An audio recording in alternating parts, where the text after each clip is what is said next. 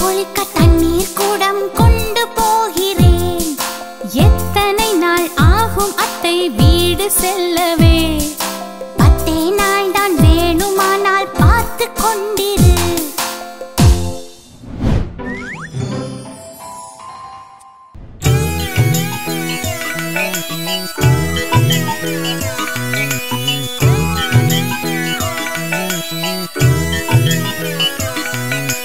பசுவே பசுவே உன்னை நான் பார்த்து கொண்டே இருக்கின்றேன்.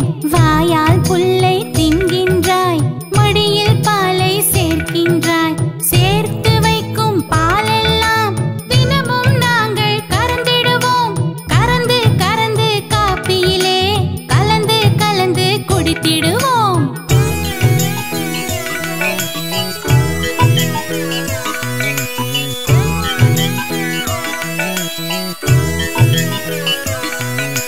பசுவே பசுவே உன்னை நான் பார்த்து கொண்டே இருக்கின்றேன். வாயால் புல்லை தின்கின்றாய், மடியில் பாலை சேர்க்கின்றாய். சேர்த்து வைக்கும் பாலெல்லாம் தினமும் நாங்கள் கறந்திடுவோம். கறந்து கறந்து காப்பியிலே கலந்து கலந்து குடித்திடுவோம்.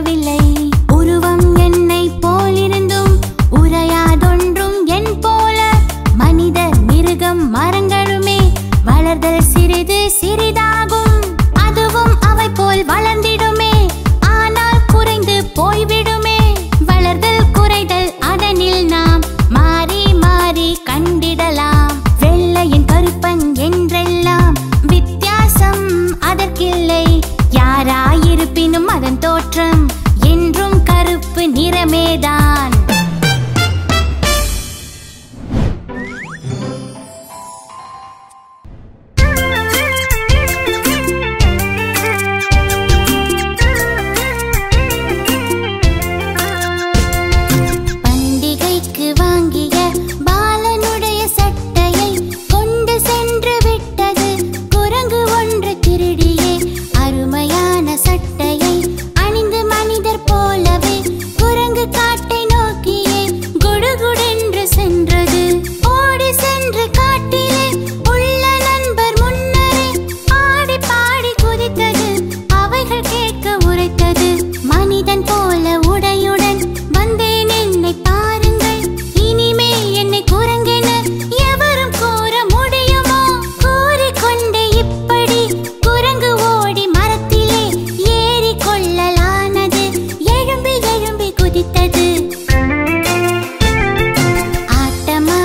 குதிக்கையில் அங்கே கிளையில் சட்டையும் மாட்டிக்கொண்டு விட்டது.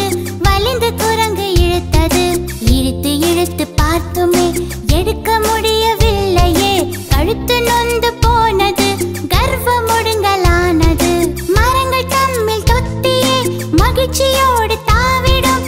குரங்கே நானும் என்பதை கொஞ்சமேனும் எண்ணிலேன். மாட்டிக்கொண்டேன் சட்டையை மனிதர் போல ஆதலால் மாட்டிக்கொண்டு தவிக்கிறேன்.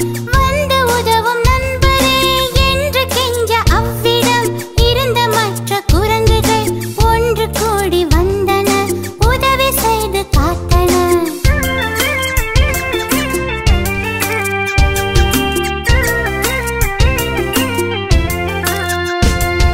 பண்டிகைக்கு வாங்கிய பாலனுடைய சட்டையை கொண்டு சென்று விட்டது.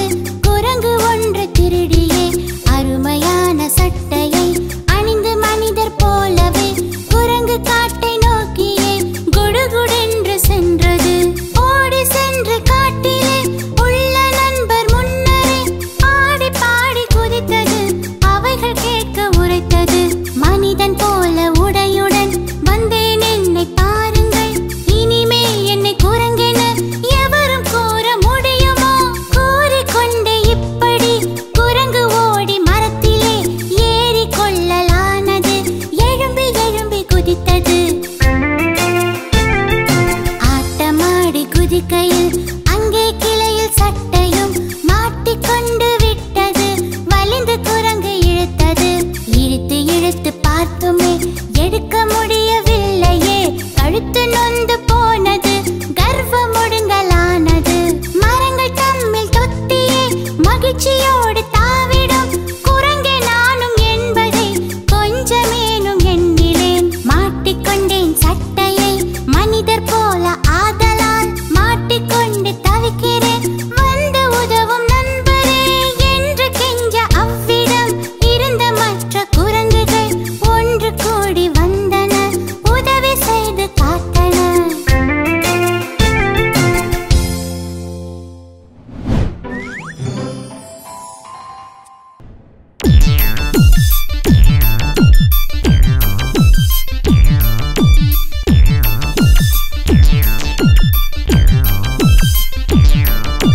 திருடன் ஒருவன் இரவிலே திருட எண்ணம் கொண்டனன். அருகில் உள்ள ஊரையே அடைந்து திருடச் சென்றனன். வயலின் நடுவே வழியினில் மனிதன் நிற்க கண்டனன். பயந்து அங்கே நின்றனன். பதுங்கி மறைவில் ஒளிந்தனன். அந்த மனிதன் நடுவிலே அசைந்திராமல் நிற்கவே எந்த வழியில் செல்வது என்று எண்ணி பார்த்தனன். போக வழியும் இல்லையே. பொறுமை பறந்து போனதே. வேகமாக தடியுடன் விறுவிறு என்று சென்றனன்.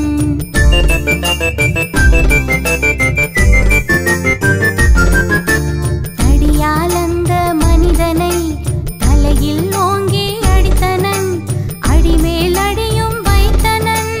ஆனால் அந்த மனிதனோ தாக்க வந்த திருடனை தடுத்து விடவும் இல்லையே. ஊக்கமாக திருப்பியே உதைக்கத்தானும் இல்லையே.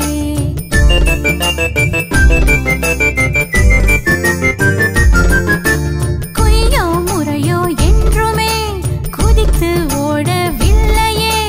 ஐயோ என்று அலறியே அழவும் இல்லை இல்லையே. அடித்து அடித்து கையுமே அழுத்து போன திருடனும் தடித்த தோலை உடையவன். தடியண்டிவனும் யாரென கிட்ட சென்று வேகமாய் தொட்டு பார்த்தான். பார்த்ததும் வெட்கப்பட்டு சிரித்தனன். விஷயம் என்ன தெரியுமோ? மனிதன் இல்லை அவ்விடம். மரமும் இல்லை. ஐயையோ, துணியாலான உருவம்தான். சோழ கொல்லை பதுமையே, சோழ கொல்லை பதுமையே.